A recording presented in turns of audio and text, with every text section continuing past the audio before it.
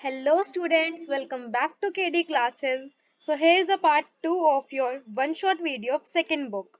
हम first book and second book का first part already complete कर चुके हैं. बस second book का part 2 बचा था जो कि मैं आज बना रही हूँ. ठीक है, तो इसके अंदर भी सारे important and repeated questions है जो कि आपके exam point of view से बहुत ज़्यादा important है. तो प्लीज इस वीडियो को जरूर देखिएगा और पूरा देखिएगा. और अगर आपको ये वीडियो थोड़ी भी हेल्पफुल लगे तो प्लीज लाइक कीजिएगा. सो हम फर्स्ट क्वेश्चन देखते हैं सेकंड पार्ट का. 1960 के दशक को खतरनाक दशक क्यों कहा जाता था?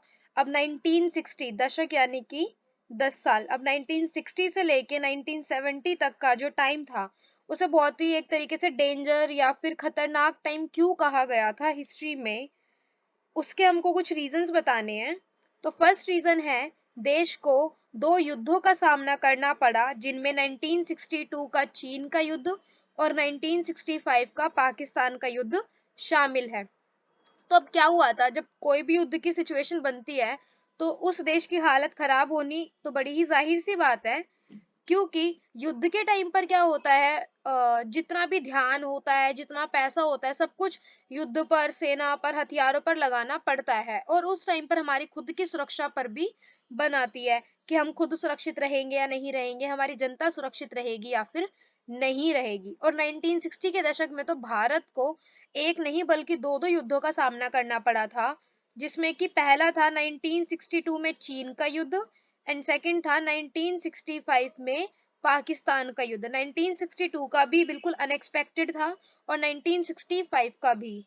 भारत उसके लिए बिल्कुल भी तैयार नहीं था जिसकी वजह वो जीता, लेकिन फिर भी उसको जो था उतनी उसकी हालत थोड़ी खराब हो गई थी. सेकंड है मानसून की असफलता. अब उसी टाइम पर मानसून को भी असफल होना था क्योंकि बारिश प्रॉपरली नहीं हो पा रही थी. अब बारिश प्रॉपरली नहीं हो पाएगी तो क्या होगा? खाद्यान्न संकट. यानी कि जब प्रोडक्शन ही नहीं हो पाएगा, क्योंकि प्रोडक्शन जो है, जो फार्मिंग है, वो पूरी तरीके से डिपेंड करती है मॉनसून पर. अब जब मानसून ही इस साल जो है या फिर इस टाइम में असफल है, मानसून नहीं आ पा रहा है या फिर प्रॉपरली नहीं है, तो उस के चलते क्या होगा? प्रोडक्शन डाउन पड़ जाएगा, उत्पादन नहीं हो पाएगा हमारे देश में या फिर उस एरिया में. तो जिसके चलते क्या होगा? खाद्यान्न संकट हो जाएगा, क्योंकि जब कम चीजें प्रोड्यूस होगी तो ज्यादा लोगों को वो चीज नहीं मिल पाएगी और इसी के चलते फिर महंगाई भी हो जाती है. फोर्थ ऑप्शन है जवाहरलाल नेहरू और शास्त्री के रूप में प्रधानमंत्री की मृत्यु. अब ये भी एक बहुत बड़ा रीजन है 1960 के दशक को खतरनाक दशक कहने का, क्योंकि 1960 के दशक में ही क्या हुआ था, पंडित जवाहरलाल नेहरू जो कि हमारे देश के पहले प्रधानमंत्री थे और उस टाइम पर भी वो प्रधानमंत्री ही बने हुए थे 1960 के दशक में भी, तो उनकी क्या हो चुकी थी? मृत्यु हो गई थी. और उनके बाद जब शास्त्री जी को, लाल बहादुर शास्त्री जी को प्रधानमंत्री बनाया गया तो उनकी भी क्या हो गई थी? अचानक अकाल मृत्यु हो गई थी. यानी कि 1960 के दशक में हमें क्या देखने को मिला कि प्रधानमंत्री के रूप में दो प्रधानमंत्रियों की, दो नेताओं की मृत्यु हो गई थी. अब खाद्यान्न संकट था, मानसून की असफलता थी, तो व्यापक सूखा तो पड़ना ही था, क्योंकि मानसून ना आना यानी कि बारिश ना होना प्रॉपरली, और बारिश नहीं होगी तो क्या होगा? सूखा ही पड़ेगा. एंड विदेशी मुद्रा का भंडार में कमी. जैसे कि होता है, जो कोई भी सरकार होती है वो विदेशी मुद्राओं का भंडारण अपने पास करके रखती है इन फ्यूचर के लिए, कि जब भी वो दूसरे कंट्री के साथ या फिर उस कंट्री के साथ ट्रेड करेगी तो उसमें वो इसका इस्तेमाल करेगी. इसके अलावा भी बहुत से रीजन होते हैं अपने पास विदेशी मुद्रा का भंडार रखने के लिए. लेकिन जब भारत में इतनी ज्यादा प्रॉब्लम्स होने लगी तो उनको फिर उन्हीं विदेशी मुद्राओं का ज्यादा इस्तेमाल करके बाहर से चीजों को और खाने पीने की चीजों को आयात करना पड़ा, जिसके चलते क्या हुआ? विदेशी मुद्रा में कमी आने लगी, उसके भंडारण में. नेक्स्ट क्वेश्चन है कांग्रेस पार्टी के वर्ष 1967 के चुनाव हारने के लिए उत्तरदायी कारणों का या फिर कारकों का वर्णन कीजिए. अब जो कांग्रेस है, हमने ये क्वेश्चन भी कंप्लीट कर लिया है ऑलरेडी मेरी पहले वाली वीडियोस में. अगर आपने मेरी पहले वाली दोनों वीडियोस ना देखी हो, मैंने फर्स्ट बुक का भी कंप्लीट करा दिया एक वन शॉट वीडियो में. जिसमें मैंने कंप्लीट बुक के सारे इंपॉर्टेंट क्वेश्चंस को कवर किया है। एंड सेकंड बुक जिसका आज हम पार्ट 2 कर रहे हैं, इसका पार्ट 1 भी मैं ऑलरेडी अपलोड कर चुकी हूँ। उन दोनों ही वीडियो बहुत ज्यादा इंपॉर्टेंट है, और अगर आपने अब तक उन वीडियोस को नहीं देखा है सो प्लीज उन वीडियोस को भी देख लीजिएगा, क्योंकि तभी आपका पूरा सिलेबस कवर होगा। एंड उन दोनों ही वीडियोस का लिंक मैं अपने डिस्क्रिप्शन बॉक्स में दे दूंगी इसी वीडियो के, so please check out that also. तो अब ये क्वेश्चन देखते हैं कि कांग्रेस पार्टी जो है वो फ्रॉम द स्टार्टिंग, यानी कि जब हमें आजादी मिली थी 1947 में, उसके बाद से ही वो जीतती आ रही है चुनाव। पहला आम चुनाव भी वो जीती, दूसरा भी वो जीती, तीसरा भी वो जीती। लेकिन अब हमें ये बताना है कि 1967 में ऐसा क्या हुआ था कि जो कांग्रेस है वो 1967 के चुनावों में हार गई थी। इसका पहला रीजन क्या था? क्योंकि देखिए, जो कांग्रेस पार्टी है वो बहुत पुरानी पार्टी रही है, बहुत फेमस पार्टी रही है, क्योंकि इसने स्वतंत्रता संग्राम में भी बहुत ज्यादा महत्वपूर्ण भूमिका निभाई है। और जितने भी महत्वपूर्ण नेता हैं या फिर जो फेमस नेता है वो सभी भी इसी के हिस्सेदार हैं। ठीक है, तो इसी के चलते कांग्रेस पार्टी को शुरुआत से ही क्या बहुत भारी जीत मिलती आई है। लेकिन 1967 में वो हार गई थी। उसके रीजन महंगाई में वृद्धि। महंगाई में वृद्धि, अब महंगाई होगी तो जनता जो है वो सरकार के प्रति थोड़ा रोष प्रकट करेगी, क्योंकि जो जनता है वो फिर उनको लगेगा कि सरकार के रहते इतनी महंगाई कैसे हो रही है, चीजें महंगी क्यों की जा रही हैं, या फिर गरीबों के लिए कुछ काम क्यों नहीं किया जा रहा। ठीक है, तो सरकार और ये इनके जनता के बीच में एक तनातनी का ये पॉइंट हो गया था। सेकंड पॉइंट है इंदिरा गांधी और सिंडिकेट के बीच विवाद। अब जो इंदिरा गांधी थी, अभी हमने लास्ट क्वेश्चन में देखा कि पंडित जवाहरलाल नेहरू और लाल बहादुर शास्त्री जो कि प्रधानमंत्री के पद पर थे और उनकी मृत्यु हो गई थी, तो उनके बाद इंदिरा गांधी को बनाया गया था अगला प्रधानमंत्री। अब इंदिरा गांधी जो थी वो एक लेडी थी। ठीक है, इंदिरा गांधी एक लेडी थी, और जो कि इतनी ज्यादा अभी तक एक्सपीरियंस्ड भी नहीं थी। इंदिरा गांधी पंडित जवाहरलाल नेहरू की ही बेटी है। तो इसी बात को माइंड में रखकर कि वो उनकी बेटी है, इनमें उतनी समझ होगी, इसीलिए इनको प्रधानमंत्री पद के लिए खड़ा किया गया था, और ये जीती भी थी। लेकिन सिंडिकेट सिंडिकेट क्या था? सिंडिकेट कांग्रेस पार्टी के ही जो पुराने जो एक्सपीरियंस्ड जो नेता थे उनका एक ग्रुप था। अब वो जो पुराने नेता थे उनका इंदिरा गांधी के साथ कनेक्शन कुछ ठीक नहीं बैठ पा रहा था, क्योंकि इनको ऐसा लग रहा था कि हम इतने पुराने टाइम से यहाँ पर है, हम इतना एक्सपीरियंस हमारे पास, हमें इतनी ज्यादा नॉलेज है, तो हम में से किसी एक को क्यों नहीं बनाया प्रधानमंत्री, और इंदिरा गांधी जो कि अभी अभी आई है उनको कैसे बना दिया बिना ही किसी एक्सपीरियंस के। तो इसके चलते इंदिरा गांधी और सिंडिकेट के बीच में विवाद हो रहा था। थर्ड पॉइंट है गंभीर आर्थिक संकट। अब गंभीर आर्थिक संकट, अब देखिए अब कब की बात हो रही है? 1967 की। और अभी मैंने आपको 1960 का जो दशक था उसमें कितनी प्रॉब्लम्स चल रही थी, मानसून असफल हो रहा था, जिसके चलते खाद्यान्न की जो वस्तुएं थी, जो खाने पीने की वस्तुएं थी, उनमें कमी आ रही थी। अब कमी आ रही थी तो सब लोगों को वो मिल नहीं पाएगी, अगर सब लोगों को नहीं मिल पाएगी तो फिर वो चीज महंगी हो जाएगी। ठीक है, तो इसी के चलते क्या हो रहा था? गंभीर आर्थिक संकट, यानी कि उस टाइम पर भारत की आर्थिक स्थिति कुछ ठीक नहीं चल रही थी, क्योंकि खाद्यान्न वगैरह में भी कमी हो रही थी। नेक्स्ट क्वेश्चन देखते हैं। वर्ष 1967 के चुनाव को राजनीतिक भूकंप की संज्ञा क्यों दी जाती है? अभी हम 1967 के चुनाव की ही बात कर रहे थे, तो उन 1967 के चुनावों को क्या बोला जाता है? राजनीतिक भूकंप, यानी कि अब तक की राजनीति में आया भूकंप। ऐसा क्यों कहा जाता है? ये क्वेश्चन बहुत इंपॉर्टेंट है। उसके दो रीजन है। पहला रीजन कि कांग्रेस लगभग 9 राज्यों में पराजित हुई, यानी कि वो कांग्रेस जो कि अब तक इतनी भारी बहुमत से जीतती आ रही थी, लेकिन 1967 के चुनाव में क्या हुआ? वो 9 राज्यों में पराजित हो गई। यानी कि 9 ऐसे राज्य थे जहां पर कांग्रेस को पसंद नहीं किया गया, और ऐसा नहीं चाहा गया कि यहाँ पर कांग्रेस आए।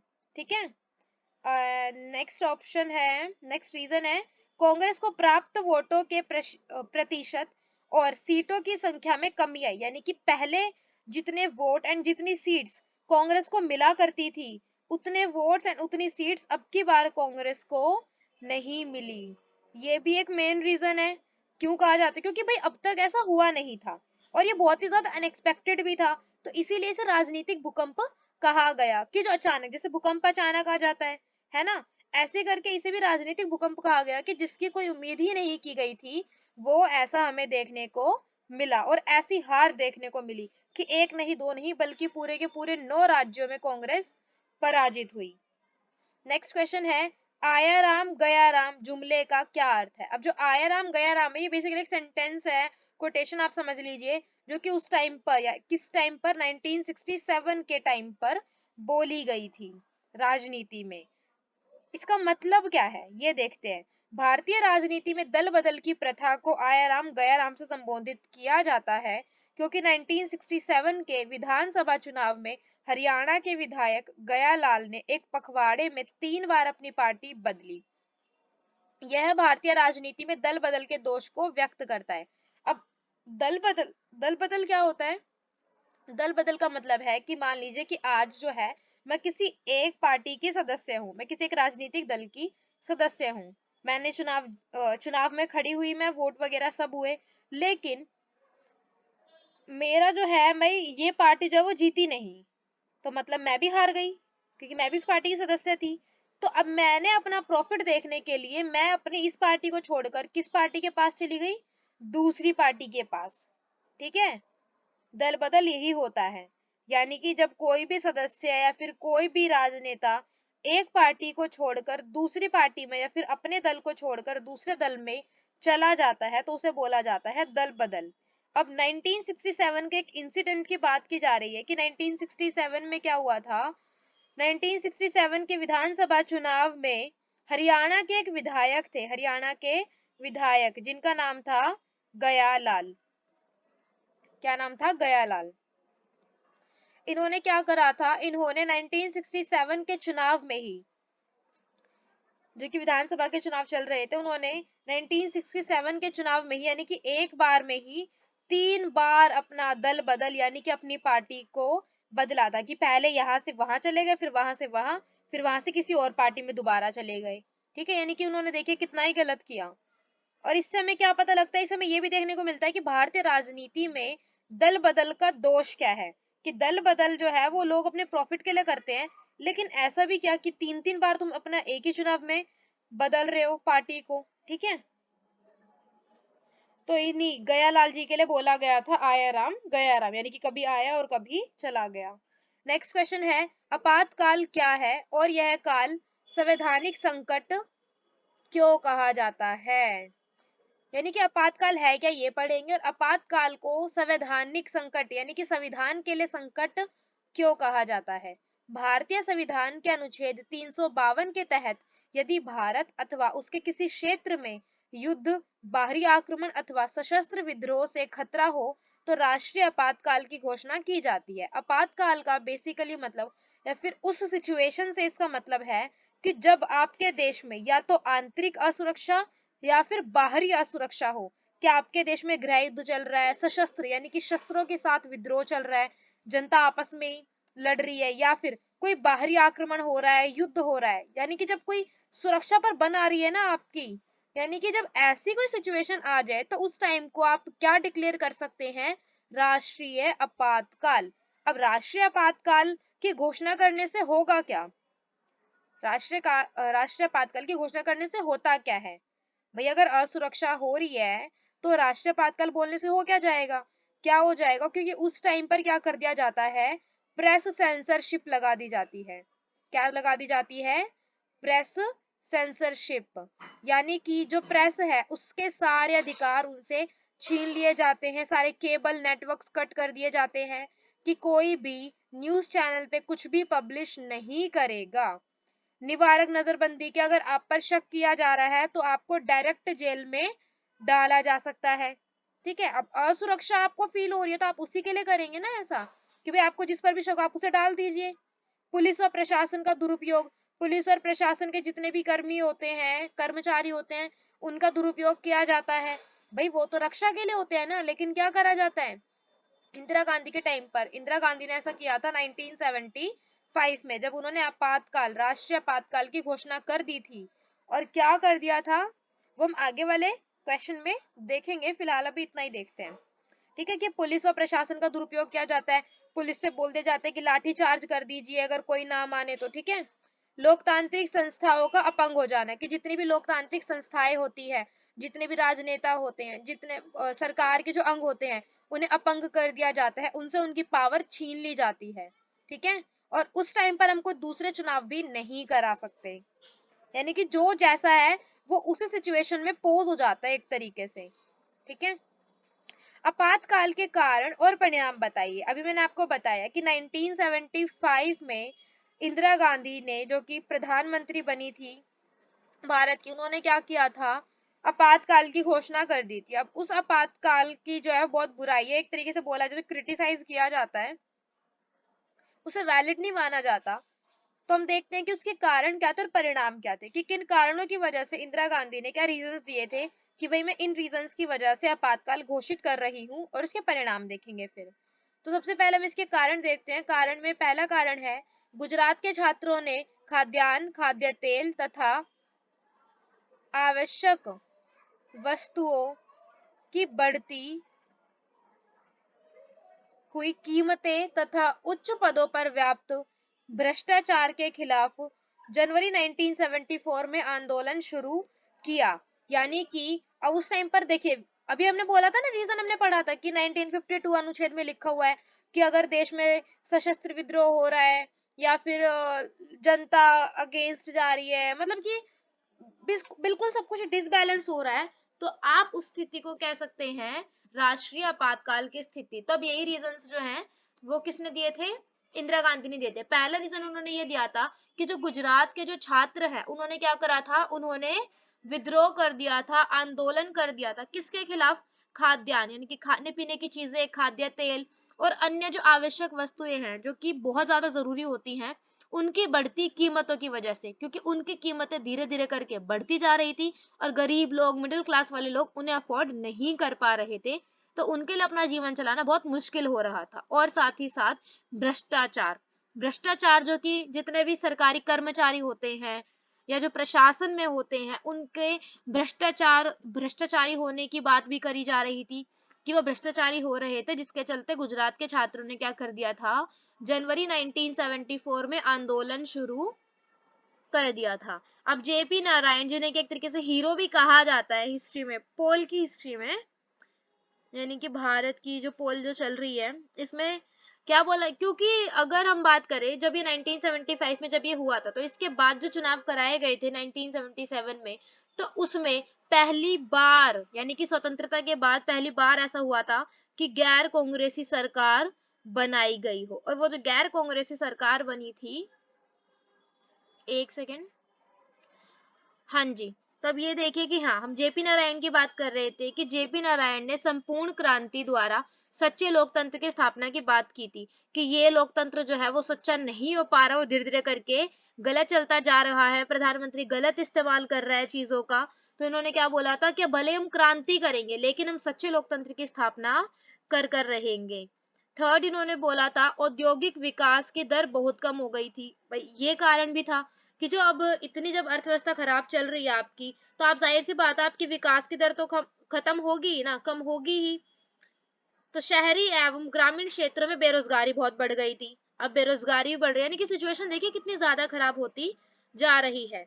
सरकार ने खर्चे कम करने के लिए सरकारी कर्मचारियों का वेतन रोक लिया था। अब सरकार ने क्या करा, जब सरकार का अपना खुद का भी खर्चा है, उन्हें भी तो थोड़े बहुत काम करने पड़ते हैं, तो सरकार ने क्या करा, अपने खर्चे, भैया अपने खर्चे तो वो कंटिन्यू रखेंगी ना, जो भी वो कर रही होती है, तो उनको कंटिन्यू रखने के लिए उन्होंने क्या करा, जितने भी सरकारी कर्मचारी थे उनके वेतन को रोक लिया था, उनको वेतन नहीं दिया था काफी काफी टाइम तक। ये सिचुएशन कुछ क्रिएट हो गई थी आपातकाल से पहले, जिसके चलते ये कहा गया कि आपातकाल लगाया जा रहा है। नेक्स्ट है परिणाम। अब हम देखेंगे कि इसके परिणाम क्या थे। अब आपातकाल लग तो गया लेकिन उसके परिणाम क्या थे। सरकार ने प्रेस की स्वतंत्रता को निलंबित कर दिया था, यानी कि अभी हमने ऑलरेडी देख लिया कि सरकार ने क्या कर दिया था, प्रेस की जितनी भी शक्ति आती, जो पावर थी, आप कुछ भी पब्लिश कर देते थे, कहीं भी पहुंच जाते थे, उनके सारे नेटवर्क्स को कट कर दिया था और वो कुछ भी पब्लिश नहीं कर पा रहे थे। समाचार पत्र सरकार की पूर्व अनुमति के बिना कुछ भी प्रकाशित नहीं कर सकते थे, यानी कि प्रेस जो मीडिया थी, जो टीवी पर कुछ भी टेलीकास्ट करती थी, वो तो कर ही नहीं पा रही थी। लेकिन इसके साथ साथ जो समाचार पत्र थे वो भी सरकार से अनुमति लिए बिना कुछ भी पब्लिश नहीं कर सकते थे, कि भाई आप भी पहले अपना बना लीजिए स्क्रिप्ट, फिर उसे दिखाइएगा, फिर जब सरकार आपको उसकी परमिशन देगी तभी जाकर आप क्या कर पाएंगे, उसे पब्लिश कर पाएंगे। तो प्रेस की, समाचार पत्रों की जो ये शक्तियां जो छीनी जा रही थी, इसे या फिर इनकी शक्तियों पर जो रोक लगाई जा रही थी, इसे ही बोला जाता था प्रेस सेंसरशिप।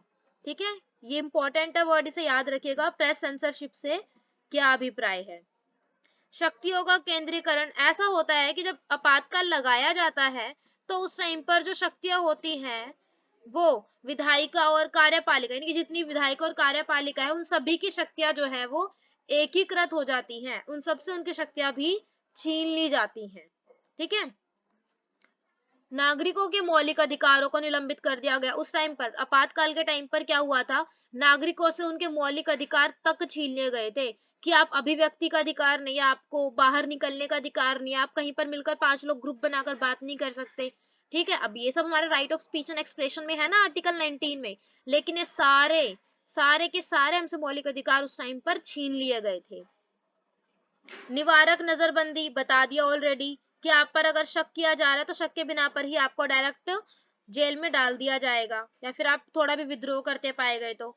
बड़ी संख्या में विपक्षी दल के नेताओं और कार्यकर्ताओं को गिरफ्तार कर लिया गया था। इसी के डर से बहुत से नेता भूमिगत यानी कि अंडरग्राउंड हो गए थे, कि भाई हम पहले छुप जाते हैं इससे पहले कि हमें भी जेल में डाल दे। क्योंकि अब देखो, जो भी इंदिरा गांधी के खिलाफ जा रहा था, कुछ भी एक्शन लेने की कोशिश कर रहा था, ये उसके खिलाफ पहले ही चली जा रही थी और क्या कर रही थी कि भाई लो तुम मेरे खिलाफ जाओगे, ला मैं तुम्हें जेल में डाल देती हूँ। ठीक है, धरना प्रदर्शन हड़तालों पर रोक लगा दी गई थी, कि ना कोई धरना करेगा, ना कोई आंदोलन करेगा, और किसी प्रकार की हड़तालें नहीं करी जाएंगी। अगर आप ऐसा करते पाए गए तो आप पर या तो लाठीचार्ज करा दिया जाएगा या फिर आपको अरेस्ट कर लिया जाएगा। ठीक है, नेक्स्ट क्वेश्चन है, पंजाब समझौता कब और किसके बीच में हुआ था? पंजाब समझौता भी इंपॉर्टेंट है 2 मार्क्स के लिए, या फिर आप इसको 1 मार्क के लिए याद कर सकते हैं कि कब हुआ था, किनके बीच में हुआ था। ठीक है, तो जुलाई 1985 में, कब की बात है, जुलाई 1985 में